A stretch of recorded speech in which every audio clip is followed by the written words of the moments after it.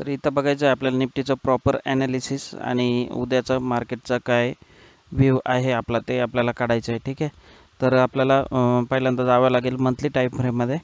Monthly time फ्रेममध्ये गेलं तर मार्केट एक रन अँड पुलबॅकमध्ये चाललेलं आहे. ठीक आहे, तर मार्केट हे याचं रन अँड पुलबॅकमध्ये चाललेलं आहे. Run pullback, run pullback, run pullback आणि इथून रन पुलबॅक, पुन्हा रनपर्यंत मार्केट गेलेलं आहे. पुन्हा पुलबॅक येण्याचे चान्सेस खूप जास्ती आहेत. ठीक आहे, तर आपल्याला लगेच ते चान्सेस लगेच नाही आहे.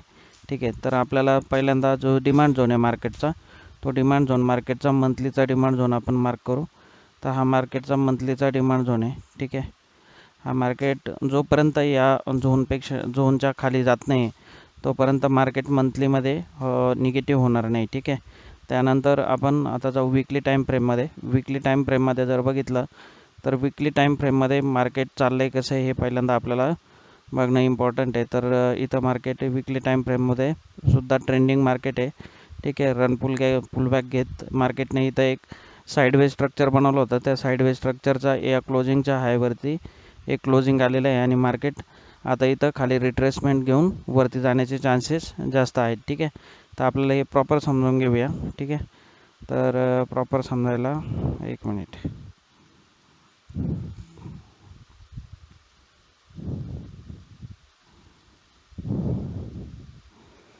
पेज लोड होत आहे. तर विकलीमध्ये जे मार्केट आहे, विकलीमध्ये मार्केटने काय केलेलं आहे तर मार्केटने एक स्विंग लो, स्विंग हाय, त्यानं स्विंग लो, स्विंग हाय, स्विंग लो, स्विंग हाय, स्विंग लो आणि स्विंग हाय लावलेला आहे.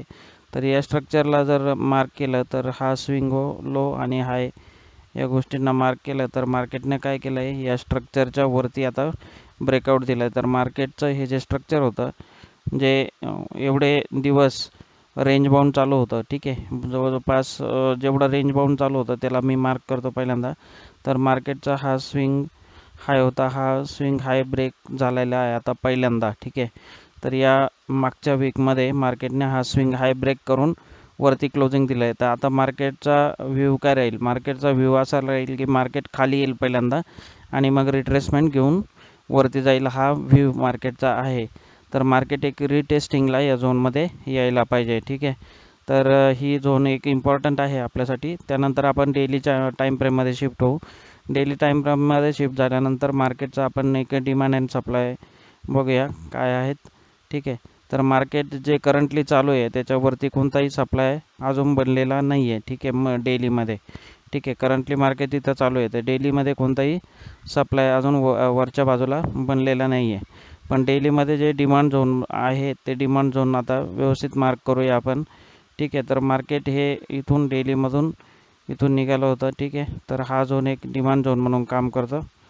ठीक आहे, तर हा एक डिमांड झोन आहे. त्यानंतर वरती गेलं मार्केट, खाली आलं आणि पुन्हा वरती गेलं, पुन्हा खाली आलं आणि पुन्हा वरती गेलं. तर जेवढ्या झोनमधून मार्केट वरती गेलं आहे हा एक डिमांड झोन म्हणून काम करणार आहे. ठीक आहे, तर हा डिमांड झोन आहे मार्केटचा डेलीमधला आणि हा एक खालचा डिमांड झोन आहे. आपल्याला सध्या खालच्या डिमांड झोनची गरज नाही आहे कारण मार्केटला आपण ट्रेड जे करणार आहे ते उद्याच्या डिमांड झोन आणि सप्लाय झोनवरून करणार आहे. तर मार्केटचा ट्रेंड एकंदरीत पाहिलं तर मार्केटचा ट्रेंड आहे पॉझिटिव्ह आणि हा मार्केटचा डिमांड झोन आहे.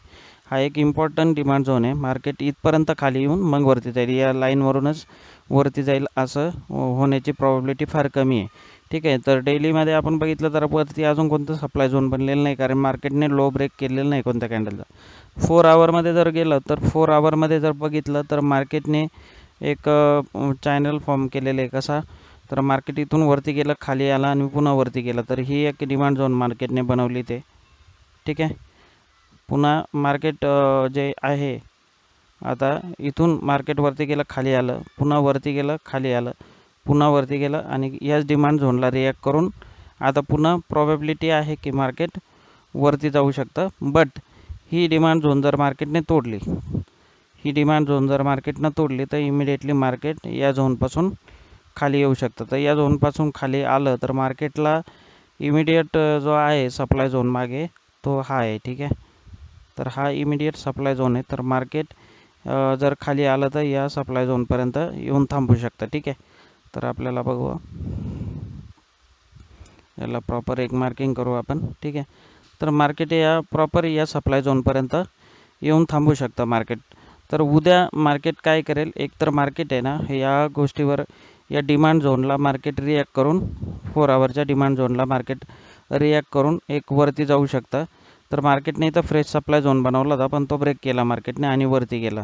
तर वरती गेल्यानंतर आपल्यासाठी उद्याची लेवल, जर मार्केट जर वरती जाणार असेल तर उद्याची लेवल ही एक आहे आपल्यासाठी. तर मार्केट तिथपर्यंत जाईल असं वाटत नाही, कारण मार्केटनं काय केलं आहे, त्याचा हाय बनवला, नंतर दुसरा हाय बनवला आणि तो हाय प्रोटेक्ट नाही झाला मार्केटचा, ठीक आहे. 4 आवरमध्ये हा हाय बनवला, त्याच्यानंतर हायर हाय बनवला, त्यानंतर मार्केटने वरती जाऊन परत इथून हायर हाय बनवून वरती जायला पाहिजे होतं, पण मार्केट इथं हायर हाय बनवून वरती जाऊ शकलं नाही, कारण मार्केटनं काय केलं आहे, हा प्रिव्हियस जो हाय बनलेला आहे तो हाय ब्रेक केला आहे मार्केटनं. तर मार्केट काय करेल, तर रिट्रेसमेंट घेईल आणि जिथं हाय ब्रेक झाला आहे तिथून आता 50%ची रिट्रेसमेंट घेऊन मार्केट खाली या झोनपर्यंत येऊ शकतं. तर उद्याची मोस्ट प्रॉबेबिलिटी अशी आहे की मार्केट थोडंसं वरती जाईल आणि वरती गेल्यानंतर आपल्याला खाली फॉल होताना दिसू शकतं मार्केटमध्ये, कारण मार्केट आता त्याच्या ओव्हरबॉट कंडिशनमध्ये, ओव्हरबॉट कंडिशनमध्ये गेल्यानंतर मार्केट खाली जाण्याची प्रोबॅबिलिटी जास्त असते. तर मार्केट इथून आता जो त्याने 4 आवर्समधला त्याचा झोन ब्रेक केला आहे, या कॅन्डलने त्याचा झोन ब्रेक केला आहे, तर या कॅन्डलच्या 50% मार्केट वरती जाईल, ठीक आहे. जी कॅन्डल आहे हिच्या 50% मार्केट वरती जाऊ शकतं, ठीक आहे. या 50% लेवलपर्यंत वरती जाऊन मार्केट या 50-60 जी फिबोनाचीची लेवल आहे, या फिबोनाचीच्या लेवलपासून खाली मार्केट एक येऊ शकतं या झोनपर्यंत, ठीक आहे. किंवा इथून जरी गेलं तरी आपल्याला इथून या झोनपासून या झोनपर्यंतचा एक ट्रेड चांगला एक ट्रेड मस्त भेटू शकतो उद्या, ठीक आहे. तर मार्केट निगेटिव्ह होण्याच्या तयारीमध्ये आहे हे एकंदरीत दिसतं आहे आपल्याला. तर बघूया मार्केटमध्ये काय होतं आहे. आणि आता 4 आवरमधून आपण 125 मिनिटच्या टाईम फ्रेममध्ये जर शिफ्ट झालो तर 125 मिनिटच्या टाईम फ्रेममध्ये जे डिमांड अँड सप्लाय जे आहे ते व्यवस्थित आपण इथं हे केले, मार्क केले, तर 125 मिनिटमध्ये हा एक डिमांड आहे, ठीक आहे. त्यानंतर 125 मिनिटमध्ये जो आहे हा वरती हा सप्लाय बनलेला आहे, ठीक आहे. मार्केटचा करंटली सप्लाय झोन म्हणून हा झोन एक काम करू शकतो आपल्याला, ठीक आहे. तर हे आहे उद्यासाठीचं प्रेडिक्शन. तर मोस्टली मार्केट उद्या इथं या झोनला जाऊन खाली येऊ शकतं आणि हा झोन ब्रेक करून इथपर्यंत जाऊ शकतो उद्या, आणि त्याच्यानंतर मार्केट एक निगेटिव्ह ट्रेंडमध्ये जाऊ शकतं काही दिवसासाठी, ठीक आहे. पण मार्केटचा डेलीचा व्ह्यू आणि विकलीचा व्ह्यू बघितला तर मार्केट पॉझिटिव्ह आहे. तर आपल्याला एव्हरी टाईम जेव्हा जेव्हा आपल्याला बाय साईडचे ट्रेड भेटतील ते मोस्टली बाय साईडचे ट्रेड आपल्याला प्रेफरेबल राहतील, ठीक आहे. तर त्यामध्ये चांगलं प्रॉफिट राहील. आणि दुसरी गोष्ट, मार्केट जास्त वेळ त्याच्यामध्ये सस्टेन करेल बाय साईडला, ठीक आहे. तर ते एक महत्त्वाची गोष्ट ती आहे.